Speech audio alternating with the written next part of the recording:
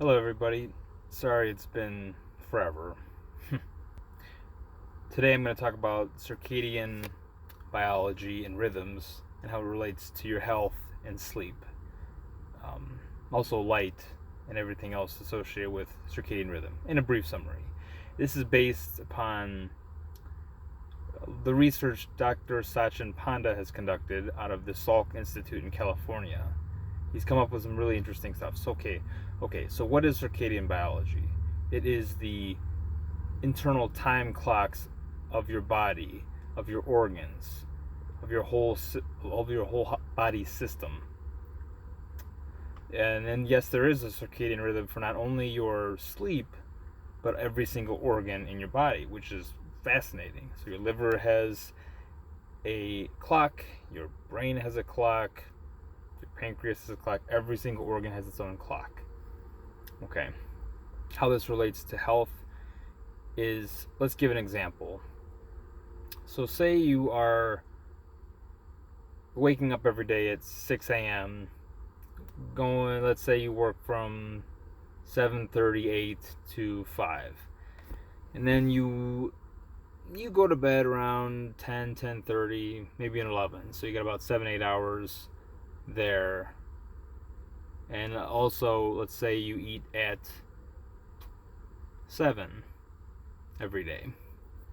And also, let's say you reduce your light exposure, your blue light exposure, around 2 hours before bed. So you'd start putting on blue blocking glasses around 8:30. In another video I will actually show those, just give you an example of what they are and what they do. Okay, so say you keep that rhythm, that cycle, Monday through Friday, typical work schedule, just for example's sake. And then on the weekend you decide to throw it off 2 hours. So you're now going to bed at, say, 12:30, so midnight, 12:30. And let's say you're getting up, I don't know, 7:38. What that's going to do is it'll completely socially jet lag you. And social jet lag is, think of jet lag, but within a social framework.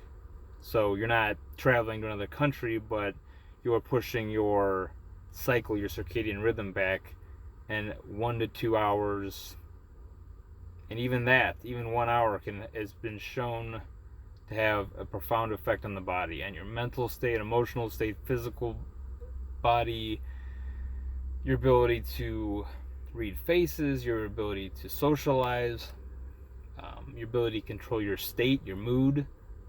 It's all very affected. But anyway, back to the example. So you've done that to yourself. You're going to wake up in a haze most likely. So say Saturday morning you're waking up at 8 in the morning. And let's just say, because it's later, you're going to push your eat time to different times. So say you're eating your last meal at, instead of 7, you're doing it at 9. Let's just say 9. No big deal, right? Well, the problem is now you've shifted, your body's trying to create a rhythm, trying to figure out patterns for sleep, and so every other organ can operate the way it should, and now you've just delayed it. And so at this time, when your body's just gotten used to finishing eating, it probably was producing sleep hormones. But then you throw it off by eating food within that range. So before you were going to bed at 10:30, but now you're finishing eating at 9, and everything's going to be shifted, everything's going to be delayed. And I'm sure anyone who has stayed up late on weekends or pushed their rhythm off, you have a weekday hangover almost in the first few days of the week. It's terrible.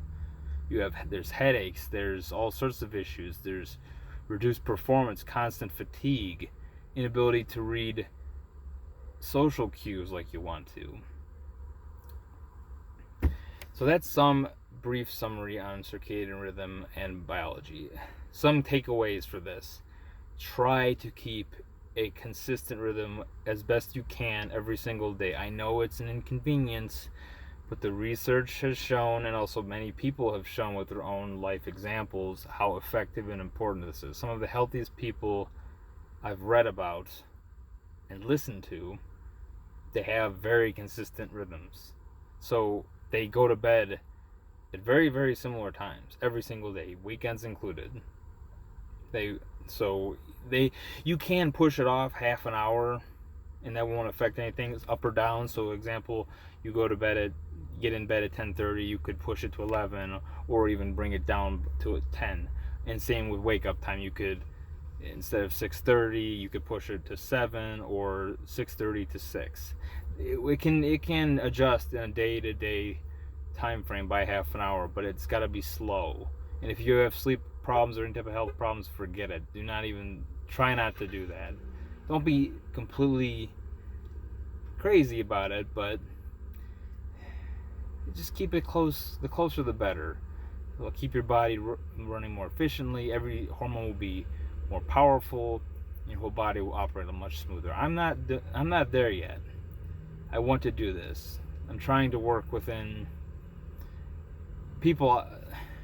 Trying to work with the people I love to do this, and relationships can be a little confusing when it comes to this, and that's for another video.